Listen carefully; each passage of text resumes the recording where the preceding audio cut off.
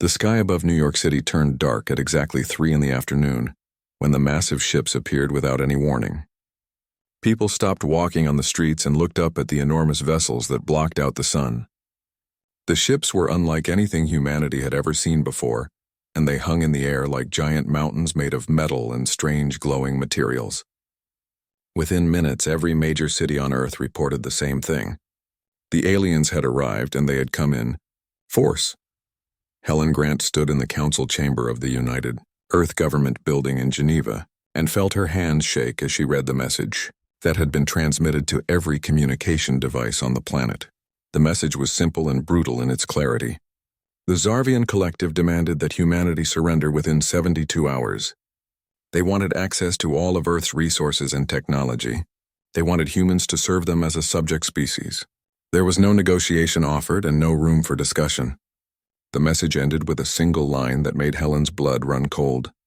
Resistance would result in the complete destruction of human civilization. Jake Morrison sat in the command chair of the UES Horizon and watched the alien fleet through his view screen. He had been a deep space explorer for 15 years and had seen many wonders among the outer planets and asteroid belts. But nothing had prepared him for this moment. The alien ships numbered in the hundreds, and each one was larger than the biggest vessel humanity had ever built. Their weapons were clearly visible on the hull surfaces, and they pointed down toward Earth like the fingers of some ancient god reaching down to crush an insect. Jake had served in the military before becoming an explorer, and his training told him that humanity was facing an enemy far beyond their ability to resist. Lisa Hayes gathered the military, leaders and presidents of every major nation in a secure bunker deep beneath the Swiss Alps. She had spent her entire career studying warfare and strategy, and she knew what the analysis would show before the computers finished their calculations. Humanity could not win a direct military confrontation with the Zarvian Collective. Their technology was centuries ahead of Earth's best weapons. Their numbers were overwhelming. Their ships could destroy entire continents from orbit without ever landing a single soldier on the ground. But Lisa also knew something else about warfare that the computers could not calculate. She knew that the most dangerous enemy was not the one with the biggest guns, but the one with nothing left to lose. President Daniel Cross listened to Lisa's briefing, with his jaw clenched tight and his eyes fixed on the tactical displays that showed the alien fleet positions. He had been elected on a platform of peace and prosperity, and had spent his first term working to unite the fractured nations of Earth under a single banner.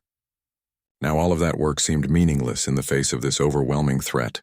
When Lisa finished her presentation, the room fell silent.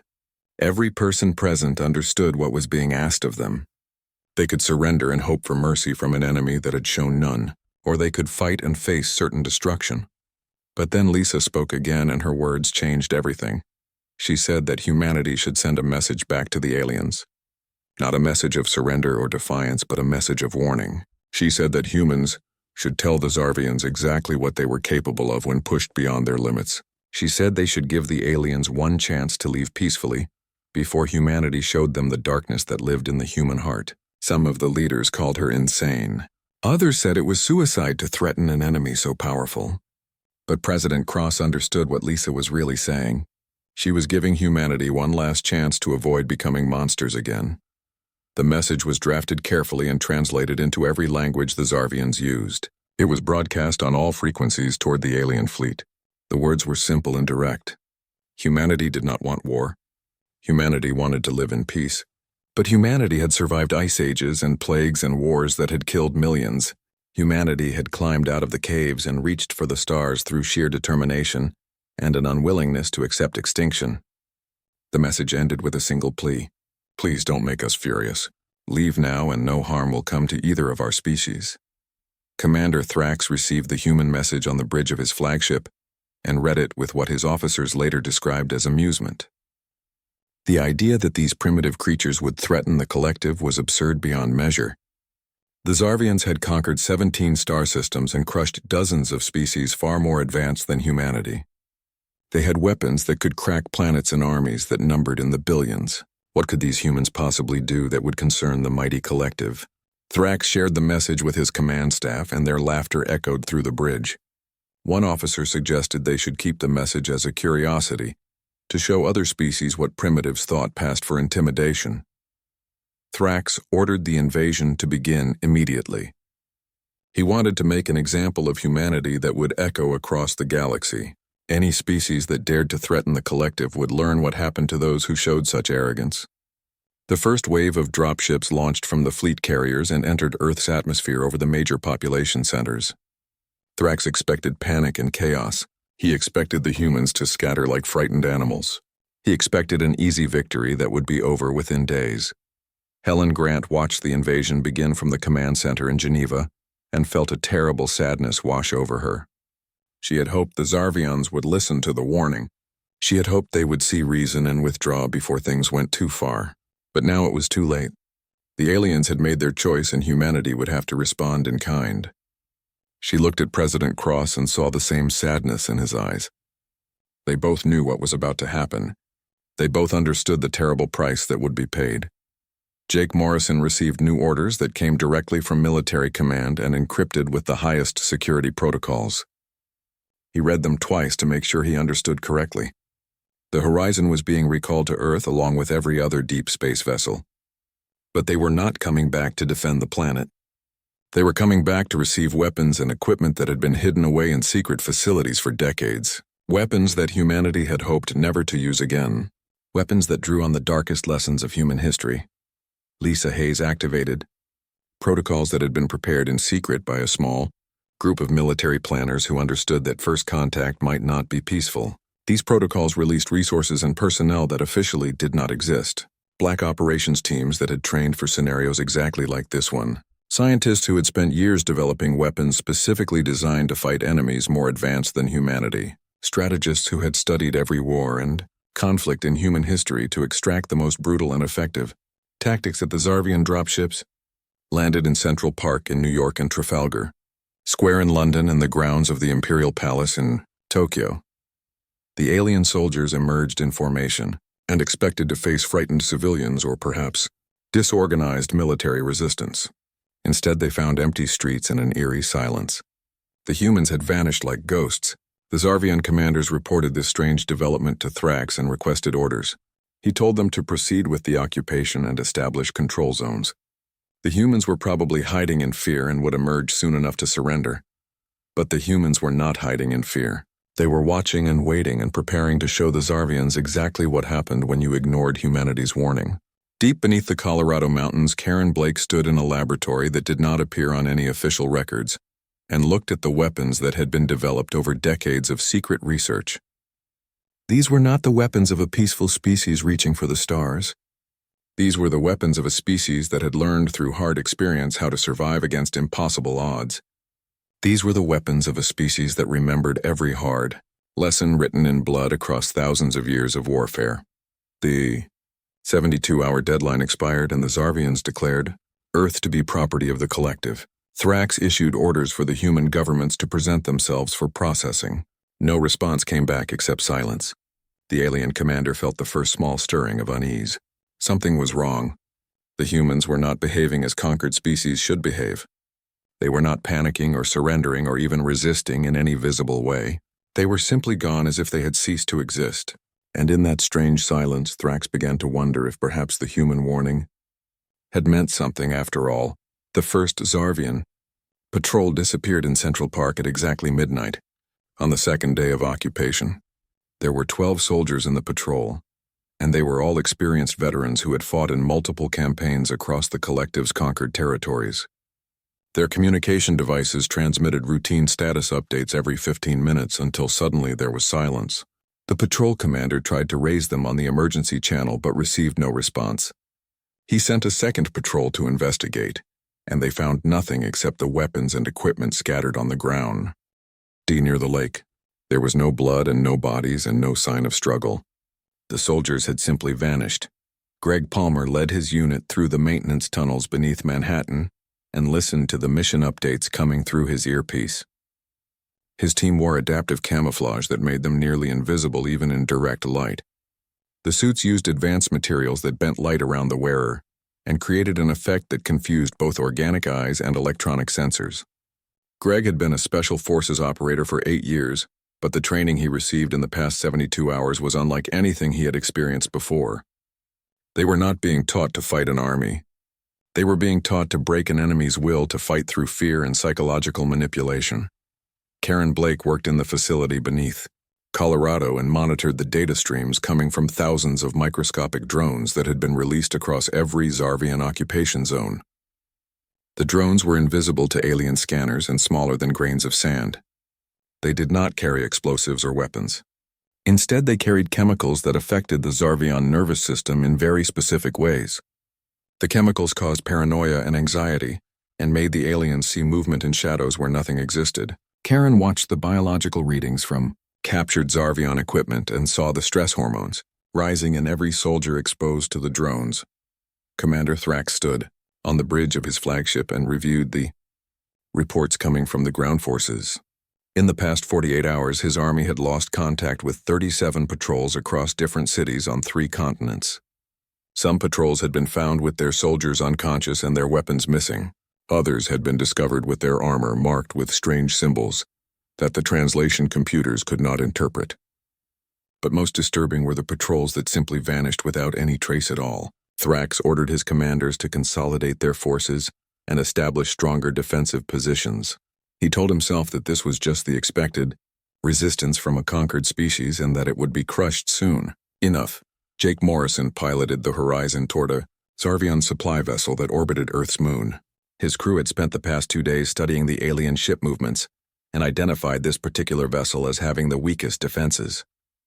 The Horizon was not designed for combat, but humanity's engineers had worked around the clock to install new weapons systems and electronic warfare equipment. Jake's mission was simple and insane in equal measure.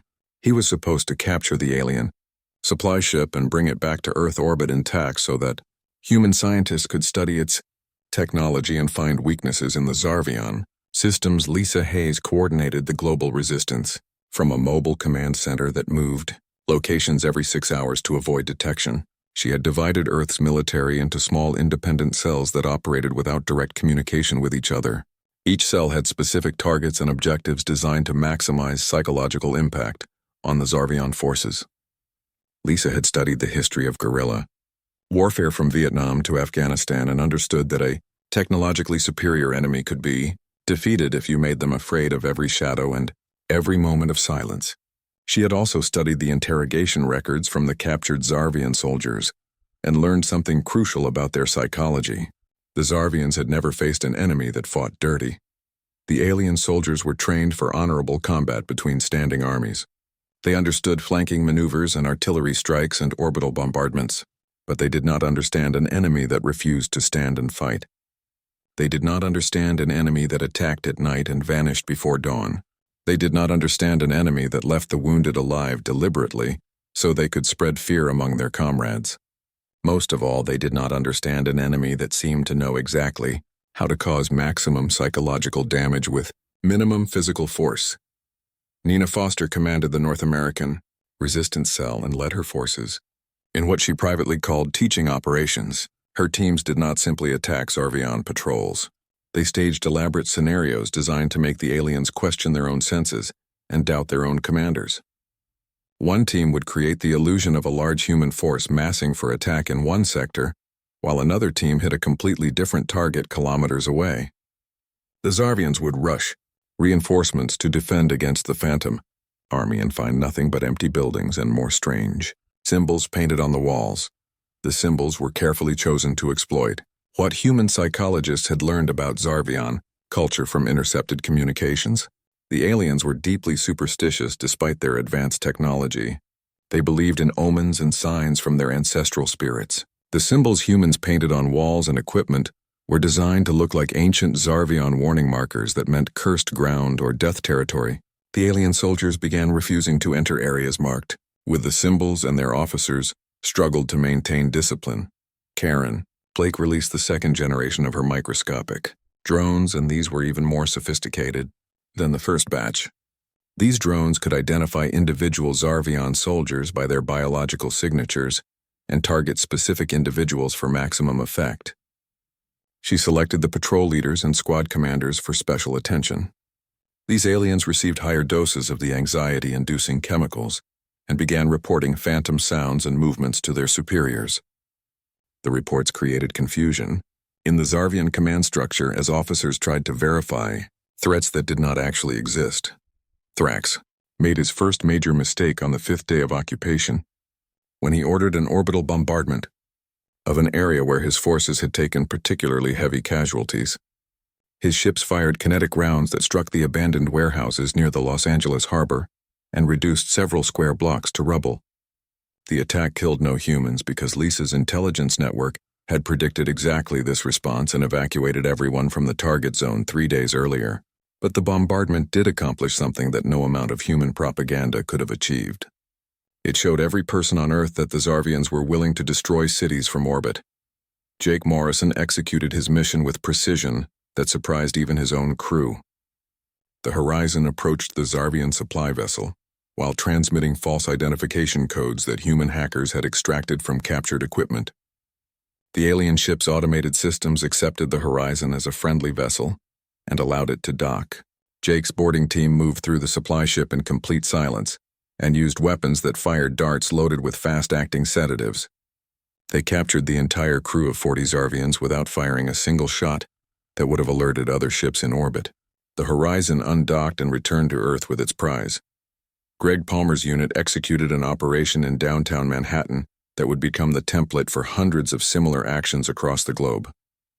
They identified a Zarvian command post in a converted office building and spent 3 days studying the guard rotations and security procedures. Then, on a moonless night, they infiltrated the building through the ventilation system and moved through the corridors like ghosts. They did not kill the Zarvian officers they found. Instead, they used injections that would keep the aliens unconscious for exactly 6 hours. They downloaded every file from the command computers and placed small devices throughout the building that would emit sounds at frequencies that Zarvians found deeply disturbing. Then they left as silently as they had come. When the Zarvian officers woke up 6 hours later, they found themselves unharmed. But all their data was gone and the building was filled with sounds that seemed to come from the walls themselves. The psychological impact was devastating. The aliens realized that humans could reach them anywhere at any time and could kill them easily but chose not to. The uncertainty was worse than death. The Zarvian soldiers began to fear the silence more than they feared open combat. Nina Foster received intelligence that Thrax was planning to make an example of a human city to break the resistance. Lisa Hayes authorized Operation Broken Mirror in response. Every resistance cell across the planet executed coordinated attacks on Zarvian positions at exactly the same moment. The attacks were not designed to kill large numbers of aliens. They were designed to make the Zarvians realize that humans were everywhere and that nowhere was safe. Supply depots lost power. Communication relays went offline. Transport vehicles had their fuel contaminated. Guard posts found their automated defenses turned against them. The operation lasted exactly 17 minutes, and then every human fighter vanished back into the shadows. The Zarvians rushed to respond but found no targets to strike back against. Thrax watched the reports flood in from every occupied zone on the planet and felt something he had not experienced in his long military career. He felt doubt. These humans were not fighting like any enemy the collective had ever faced. They were fighting like something that had learned to survive against impossible odds over thousands of years of warfare. Karen Blake analyzed the biological data from the captured Zarvian crew that Jake Morrison had delivered and discovered something that changed the entire nature of the conflict. The alien nervous systems were far more sensitive to certain chemical compounds than humans had guessed. She immediately began work on a 3rd generation of drones that would be even more effective at causing psychological breakdown in Zarvian soldiers. But she also felt a growing unease about what humanity was doing. They were not just defeating an enemy. They were breaking them psychologically in ways that would leave permanent scars. The first Zarvian officer committed suicide on the 8th day of occupation, and 3 more followed within 24 hours. They left messages that spoke of shadows that hunted them, and walls that whispered threats and a growing certainty that they would never leave Earth alive. Thrax ordered the messages suppressed, but word spread through the ranks anyway. The soldiers began calling Earth the cursed world, and some units refused direct orders to patrol certain areas. The invasion that was supposed to take days and result in easy victory had turned into a nightmare that none of the Zarvians understood. Commander Thrax stared at his tactical display and watched in horror as 3 More of his orbital satellites went dark within the span of 10 minutes. The satellites were supposed to be unhackable with security systems designed by the best engineers in the collective. Yet somehow the humans had infiltrated his entire orbital network and were systematically taking control of his own weapons. The first indication that something had gone catastrophically wrong came when one of his heavy cruisers exploded without warning. The ship had been in perfect condition with no reported malfunctions, and suddenly, its reactor went critical and vaporized 3,000 crew members in a flash of light that could be seen from Earth's surface. Jake Morrison guided the horizon through the expanding debris field, where the Zarvian cruiser had been moments before. His hands moved across the controls with practiced ease while his crew worked frantically at their stations to maintain the illusion that they were just another piece of floating wreckage. They had spent the past week reverse engineering the captured Zarvian supply ship, and the results had exceeded everyone's wildest expectations. Human engineers discovered that the aliens used a centralized computer network that connected every ship in the fleet. The network was designed for efficiency and coordinated operations, but it had a fatal flaw. Once you had access to one ship, you could access them all. The team of hackers working with Jake's crew had created a virus that spread through the Zarvian network like wildfire. The virus did not destroy systems immediately, because that would have alerted the aliens to the intrusion. Instead, it quietly copied access codes and security protocols and sent them back to human computers. Now, after days of patient infiltration, the humans had root access to nearly 40% of the Zarvian fleet. Jake's mission was to get close enough to Thrax's flagship to upload the virus directly into the command ship systems. If they succeeded, the humans would control the most powerful vessel in the alien fleet. Karen Blake stood in her laboratory and watched. The monitors that showed real-time data from millions of microscopic drones now spread across every continent. The third-generation drones had been deployed for 72 hours, and the results were beyond anything she had predicted. Zarvian soldiers were experiencing mass hallucinations and reporting attacks by creatures that did not exist. Some aliens claimed to see human ghosts that walked through walls. Others reported hearing voices that spoke in ancient Zarvian dialects and prophesied doom. The psychological breakdown was spreading, faster than any disease, and it was tearing apart the collective's ground forces from within. Greg Palmer crouched on a rooftop in Berlin and watched a Zarvian patrol stumble through the streets below. The aliens moved in a tight cluster with their weapons raised and pointing at shadows. Through his electronic binoculars, Greg could see the fear in their body language. These were not the confident conquerors who had landed 2 weeks ago. These were terrified soldiers who jumped at every sound and fired at phantoms. Greg's orders were to let this patrol pass unmolested. Sometimes the most effective weapon was simply allowing the enemy to destroy themselves through their own growing paranoia. Lisa Hayes reviewed the intelligence reports from all theaters of operation and allowed herself a small moment of satisfaction. The Zarvian occupation was collapsing faster than even the most optimistic projections had predicted. Enemy forces were retreating to fortified positions and refusing to venture out on patrol. Supply lines had been disrupted so thoroughly that some Zarvian units were running low on food and ammunition. Most importantly, the aliens were starting to turn on each other as stress and paranoia broke down unit cohesion. Lisa had seen this pattern before in historical accounts of armies that had been broken, psychologically rather than militarily.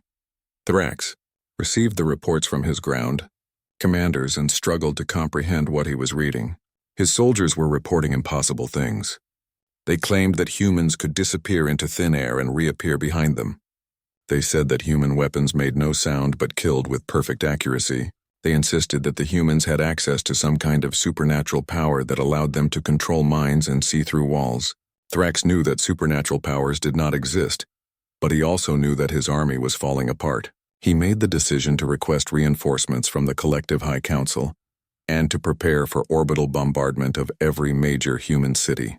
If he could not conquer Earth through occupation, then he would destroy it from space. The message Thrax sent to the High Council traveled through the Collective's faster-than-light communication network and reached the homeworlds within hours. The response he received was not what he expected. The High Council informed him that 3 other star systems held by the Collective were under attack by human forces. Nobody knew where these human ships had come from, or how they had crossed such vast distances without being detected. The ships were smaller than Zarvian vessels, but they fought with a ferocity that shocked the collective's military commanders. Preliminary reports suggested that the human ships carried weapons that were fundamentally different from anything the galaxy had seen before. Nina Foster coordinated with resistance cells across Europe and Asia for the largest operation humanity had attempted since the invasion began. The operation was called Final Warning, and it was designed to demonstrate to the Zarvians that humans could destroy their entire fleet if they chose to do so. Every hacker and cyber warfare specialist on Earth had been working toward this moment. They had spent 2 weeks infiltrating Zarvian systems and planting backdoors and logic bombs. Now they were ready to show the aliens exactly what humans could do when they decided to stop holding back. Jake Morrison brought the Horizon alongside Thrax's flagship and transmitted the false identification codes that marked his ship as a returning patrol craft. The Zarvian automated systems accepted the codes and opened a docking bay. Jake's heart pounded as the Horizon slid into the massive alien vessel, but his hands remained steady on the controls. His boarding team was already prepared with their weapons and the upload device that contained the final version of the human virus. They had one chance to do this right, and failure would mean not just their deaths but the failure of the entire operation. The virus uploaded into Thrax's flagship systems in less than 30 seconds, and then began spreading through the entire Zarvian fleet at the speed of light. Human hackers watching from Earth saw their access expand from 40% of the fleet to 60% and then to 80% within minutes.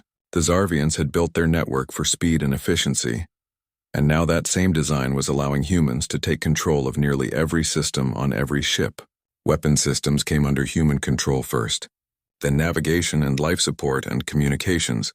The collective's mighty fleet became a puppet dancing on strings, held by human operators on a planet the aliens had thought was helpless. Lisa Hayes gave the order, and Operation Final Warning executed with precision that would have made any military commander proud. Every Zarvian ship in Earth orbit suddenly lost control of its weapons systems. The guns and missiles that had been pointed at Earth's cities swiveled around and targeted each other instead. Then the human hackers did something that sent a message more powerful than any weapons could deliver. They made every ship in the fleet play a recording on all frequencies. The recording was simple.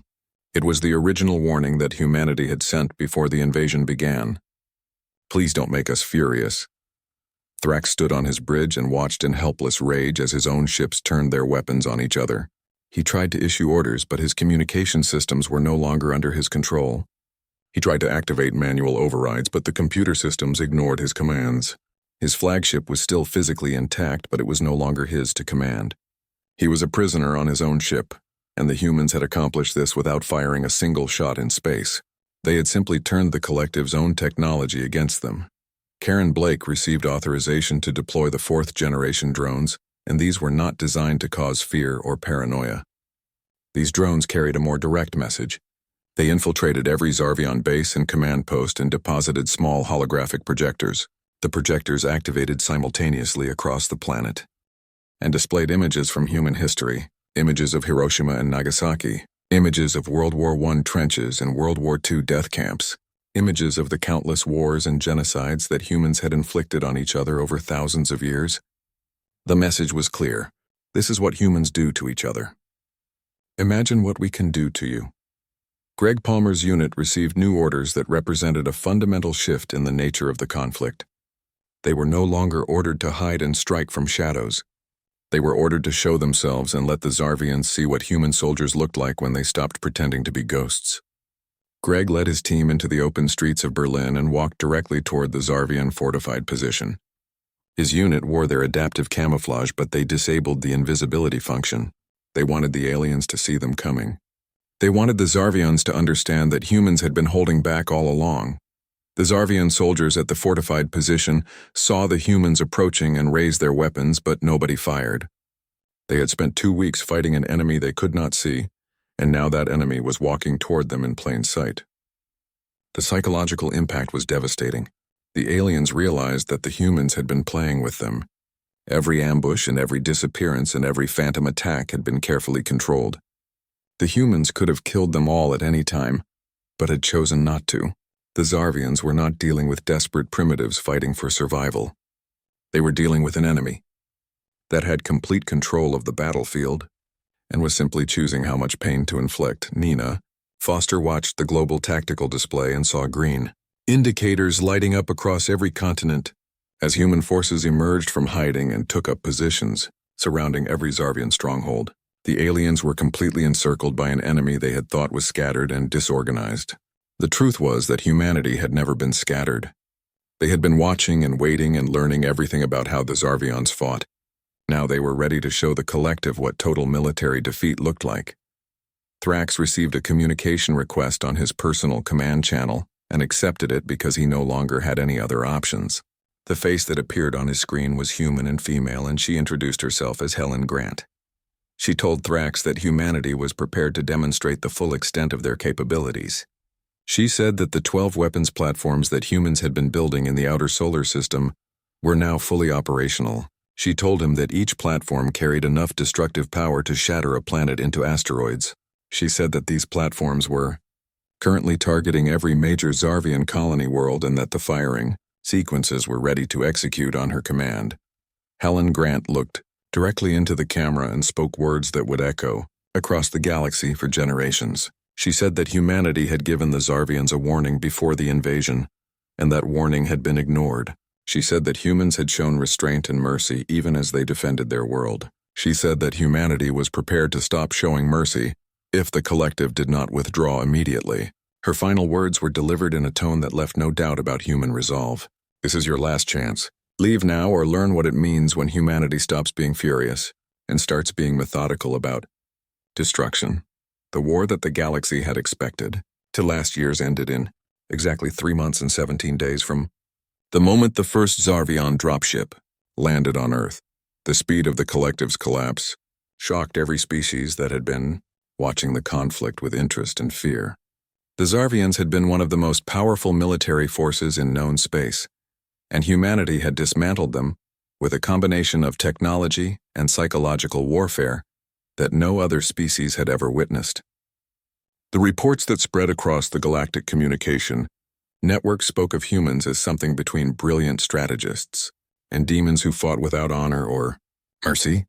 Helen Grant found herself in the unexpected position of receiving diplomatic messages from species she had never heard of before. Alien civilizations that had suffered under Zarvian rule for decades were reaching out to humanity and asking for help with their own rebellions. Some wanted weapons and technology. Others wanted military advisors who could teach them the tactics that had broken the collective. A few simply wanted to know how humanity had accomplished what seemed impossible to every other species in the galaxy. Helen spent her days meeting with ambassadors and representatives from 6 different civilizations and trying to explain that humans did not want to be conquerors or liberators. They simply wanted to be left alone. Jake Morrison stood on the bridge of Thrax's captured flagship and looked out at Earth through the massive view screen. His crew had successfully taken control of the alien vessel, and now it orbited peacefully alongside human ships that had been upgraded with captured Zarvian technology. Jake's mission had evolved from explorer to warrior to captor, and now he was being asked to serve as something else entirely. The human government wanted him to take Thrax on a journey through human history. They wanted the Zarvian commander to understand exactly what kind of species he had chosen to attack. Thrax sat in a small room that had once been his personal quarters and watched the videos that Jake Morrison showed him. The images were horrifying in ways that the Zarvian commander had never imagined possible. He saw humans killing each other in wars that had lasted years and sometimes decades. He saw weapons that poisoned entire battlefields and bombs that vaporized cities in seconds. He saw concentration camps and genocide and destruction on a scale that made the collective's conquest look gentle by comparison. But what disturbed Thrax most was not the violence itself, but the fact that humans had done all of this to each other. They had not needed an external enemy to learn how to inflict maximum suffering. They had learned it through centuries of internal conflict. Jake Morrison explained each video carefully and without emotion. He told Thrax about World War I and the trenches where millions died for gains measured in meters. He told him about World War II and the strategic bombing campaigns that reduced cities to rubble. He told him about Vietnam and Afghanistan and Iraq and all the smaller conflicts that had taught humanity how to fight enemies with superior technology. He told Thrax about nuclear weapons and chemical weapons and biological weapons that humans had developed specifically to kill other humans as efficiently as possible. Then Jake said something that made the Zarvian commander understand the true nature of his mistake. Jake told Thrax that humanity had spent the past 200 years trying to rise above their violent history. They had worked to build a peaceful civilization that valued cooperation over conquest. They had reached for the stars hoping to find other species they could learn from and trade with. They had genuinely wanted to be part of a larger galactic community. Then the Zarvians arrived and forced humanity to remember what they were capable of when survival was at stake. Jake's voice was quiet when he said that humanity had not wanted to become monsters again, but the collective had left them no choice. Karen? Blake deactivated the drone networks across the planet and watched as the psychological effects slowly faded from the surviving Zarvian soldiers. She had created weapons that attacked the mind rather than the body, and they had been devastatingly effective. But Karen felt no pride in what she had accomplished. She looked at the data showing the long-term psychological damage inflicted on the alien soldiers and knew that many of them would never fully recover. She had done what was necessary to protect Earth, but the cost weighed heavily on her conscience. She made copies of all her research and locked it away in secure facilities with instructions that it should never be used again unless humanity faced extinction. Greg Palmer returned to military headquarters and submitted his final mission report. His unit had not lost a single soldier during the entire conflict, while inflicting casualties and psychological damage on an enemy that outnumbered them 1,000 to 1. The after-action analysts wanted to know how he had achieved such success, and Greg told them the truth. He said that humans were natural survivors who had learned through hard experience how to fight when the odds were against them. He said that the Zarvians had been trained for honorable warfare between professional armies, while humans had learned to fight dirty over thousands of years of desperate conflicts. The aliens never had a chance because they were fighting by rules that humans had abandoned long ago. Lisa Hayes addressed the combined military leadership of Earth and presented her analysis of the conflict. She explained that humanity's victory had come not from superior technology or numbers, but from superior understanding of warfare itself. The Zarvians had viewed war as a contest between armies with clear rules and objectives. Humans viewed war as a desperate struggle where the only rule was survival, and the only objective was victory at any cost. Lisa said that this fundamental difference in perspective had given humanity an advantage that no amount of alien technology could overcome. She also warned that the galaxy would now see humans as a threat, and that future conflicts might be more difficult as other species learned from the Zarvian defeat. Nina Foster supervised the dismantling of the Zarvian military infrastructure on Earth and made sure that every piece of alien technology was carefully documented and studied. The weapons and equipment left behind by the retreating collective represented a treasure trove of advanced science that would accelerate human development by decades. But Nina was careful to ensure that the most dangerous weapons were destroyed rather than stored. She had seen what humans could do with their own primitive technology and did not want to imagine what they might do with access to weapons designed to conquer star systems. The Zarvian High Council met in emergency session for the first time in their civilization's history to discuss unconditional surrender. The debate lasted for hours as different factions argued about honor and shame and the future of the collective. But the reality of the situation could not be denied. Humanity had captured or destroyed 40% of the Zarvian fleet. They had taken control of the flagship and captured the invasion commander. They had weapons platforms aimed at Zarvian colony worlds and the technological capability to carry out their threats.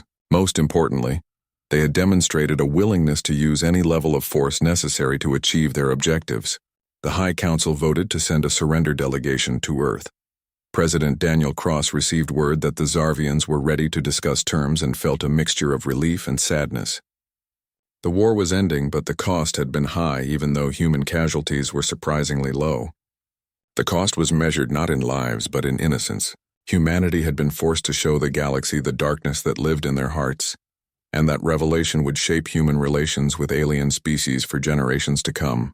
Daniel knew that the peace negotiations would be difficult, but he was determined that humanity would show mercy to the defeated enemy.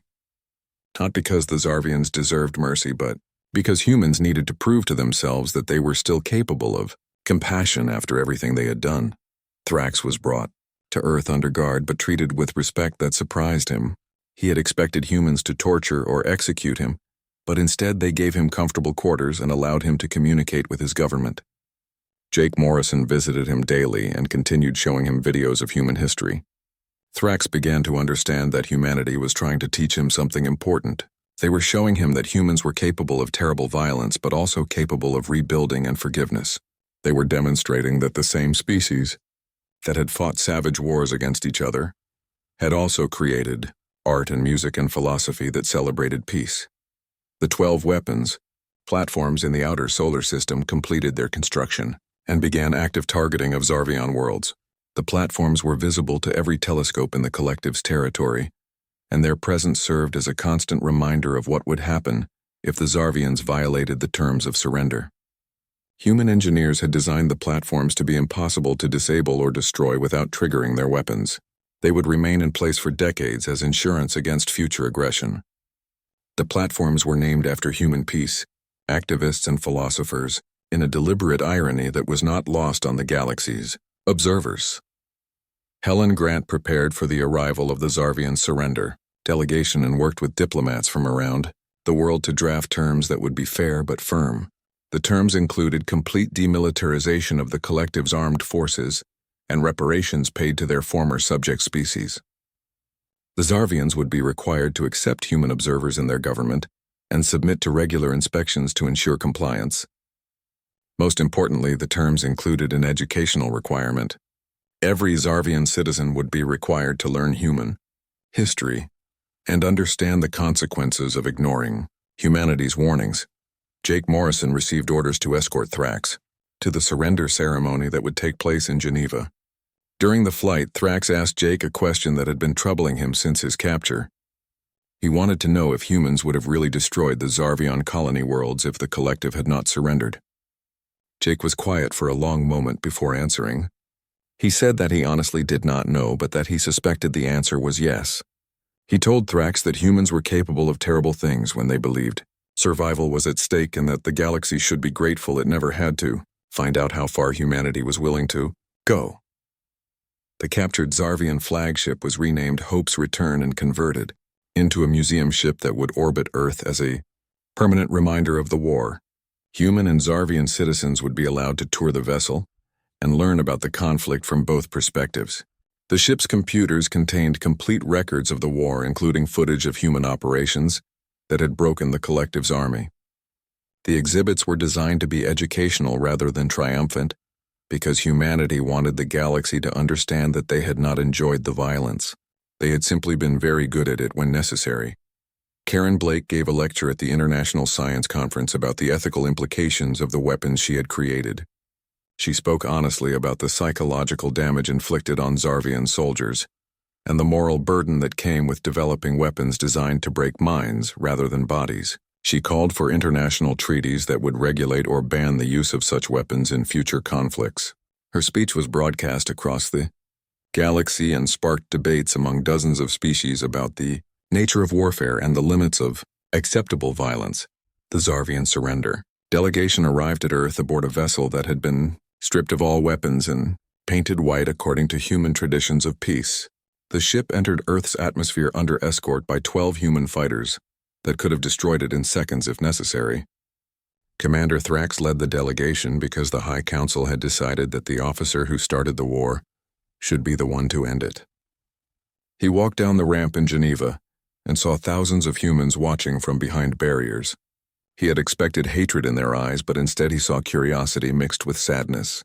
The humans were not celebrating their victory with the joy that conquering species usually displayed. Helen Grant met the Zarvian delegation at the entrance to the Peace Conference building and offered her hand in the human gesture of greeting. Thrax hesitated for a moment before taking her hand and feeling the strength in her grip. She led the delegation inside where representatives from 43 different species had gathered to witness the ceremony. The gallery was filled with ambassadors from civilizations that had suffered under Zarvion rule, and they watched with intense interest to see what terms humanity would impose on their former oppressor.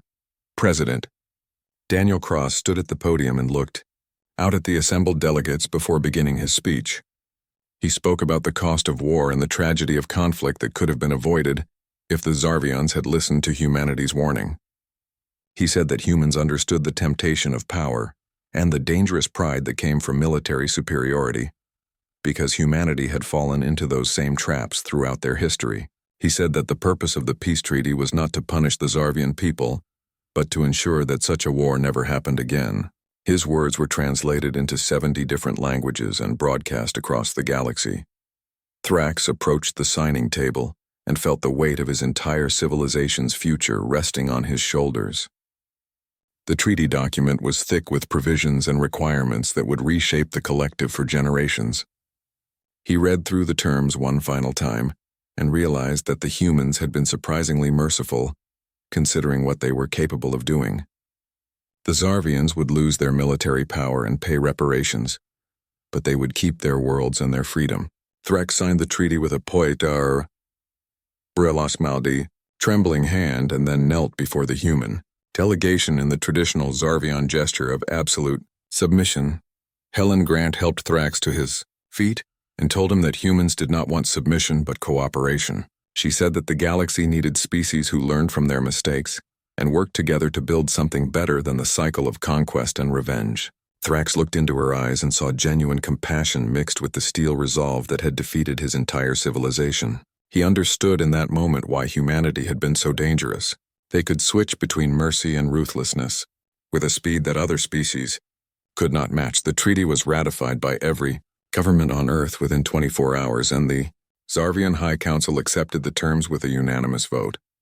The war was officially over and the process of rebuilding could begin. The first step was the withdrawal of all Zarvian forces from Earth and the return of captured equipment. Human engineers worked alongside alien technicians to transfer technology and knowledge that would help both species move forward. The cooperation was awkward at first, but gradually, the two sides learned to work together. Jake Morrison took command of the human exploration fleet that would travel to the Zarvian homeworlds as part of the treaty monitoring team. His mission was to ensure compliance with the demilitarization requirements, but also to establish cultural exchanges and educational programs. Jake had spent months showing Thrax the worst of human history, and now he wanted to show the Zarvian people the best of what humanity could offer. He assembled a crew that included scientists and teachers and artists who could demonstrate that humans were more than just warriors. Lisa Hayes transformed Earth's military from a defensive force focused on survival into a peacekeeping organization designed to prevent conflicts across the galaxy. She recruited soldiers from every nation and trained them not just in combat but in diplomacy and cultural understanding. The new human peacekeeping forces became known across the galaxy as the Blue Helmets, and they were requested by dozens of species to help mediate disputes and protect vulnerable populations.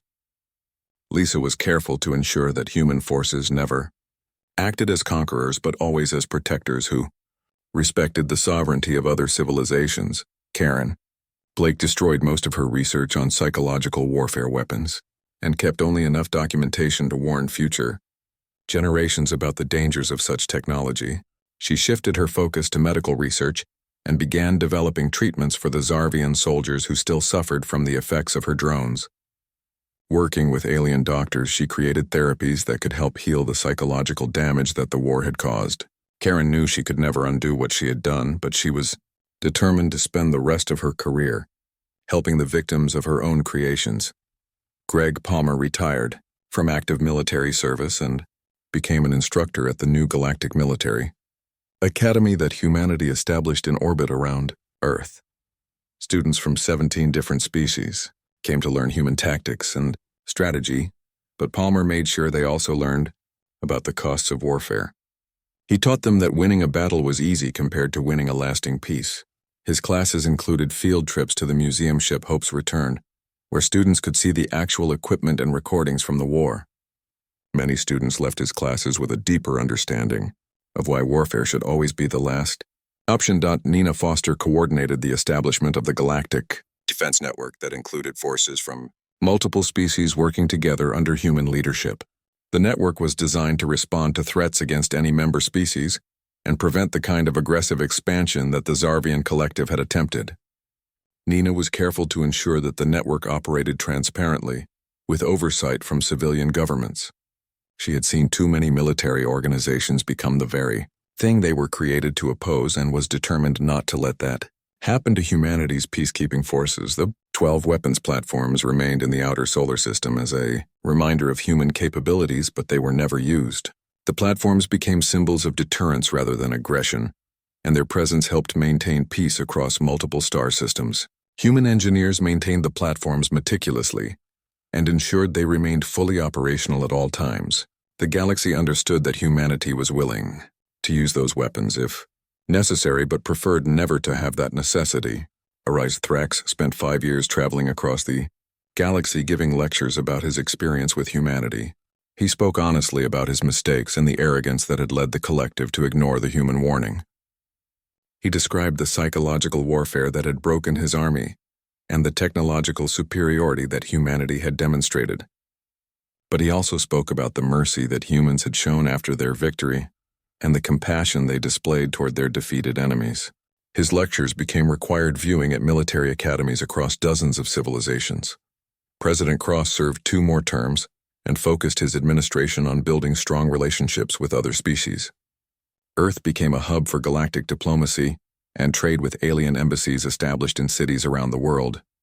Human culture spread across the stars through peaceful exchange rather than military conquest. Cross was careful to ensure that humanity never became the kind of aggressive power that the Zarvians had been. He often quoted the warning that humanity had given before the war and reminded people that the best victory was the one achieved without fighting.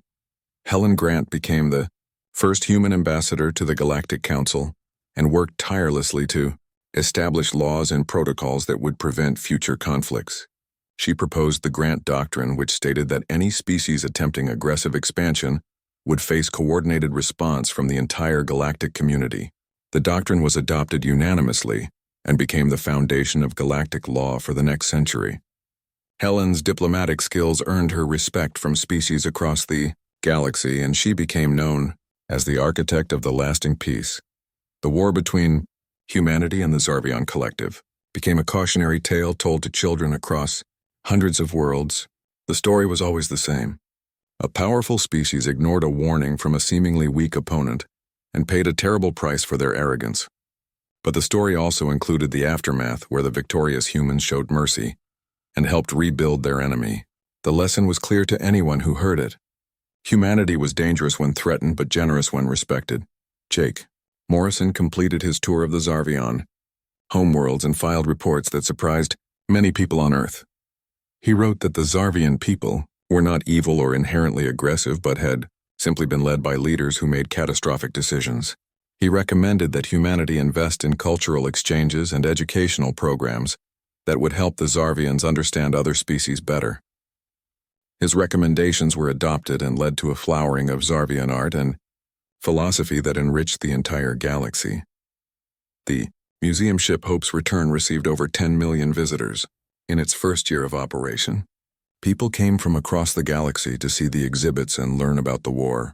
The ship's computers contained interviews with soldiers from both sides and detailed explanations of the tactics and strategies that had been used. The exhibits were designed to be educational rather than glorifying, and they emphasized the human desire to avoid future conflicts.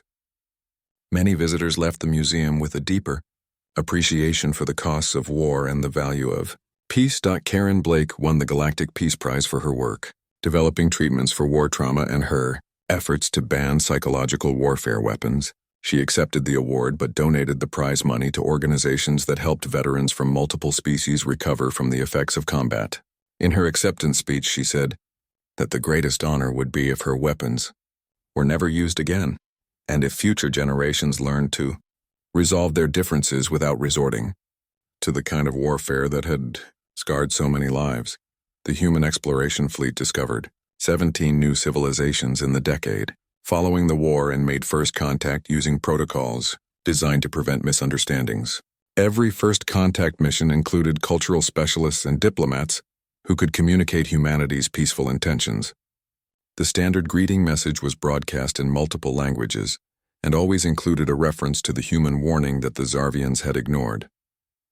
The message made it clear that humanity came in peace but was prepared to defend itself if necessary. Greg Palmer's students went on to become military leaders and peacekeepers across the galaxy. They carried with them the lessons about the costs of warfare and the importance of exhausting diplomatic options before resorting to violence. Many of his former students credited Palmer with teaching them that true strength came not from the ability to win battles but from the wisdom to avoid them. His teaching methods were copied by military academies on dozens of worlds. Nina Foster retired after 20 years of service and wrote a memoir about the war and its aftermath. The book became a bestseller across multiple species and was required reading at diplomatic schools throughout the galaxy. She wrote honestly about the decisions that had been made during the conflict and the moral complexities of using overwhelming force in self-defense. Her final chapter was titled, "The Warning." We should all remember, and it emphasized that the best outcome of any conflict was the one where both sides walked away, having learned something valuable. The Zarvian Collective was transformed over the following decades into a peaceful civilization that focused on art and science, rather than military conquest. The former subject species that had been freed during the war developed their own governments, and many chose to maintain friendly relations with both humanity and the reformed collective. The galaxy entered a period of unprecedented cooperation and prosperity that historians later called the Great Peace. Thrax lived to see his people transform from conquerors to contributors, and died peacefully at an advanced age. His final words were recorded and broadcast across the galaxy. He said that humanity had given his species a gift more valuable than mercy. They had given the Zarvians a chance to become something better than they had been. He said that every species should remember the simple warning that the Zarvians had ignored. Please don't make us furious, because humanity had proven that they were as good as their word.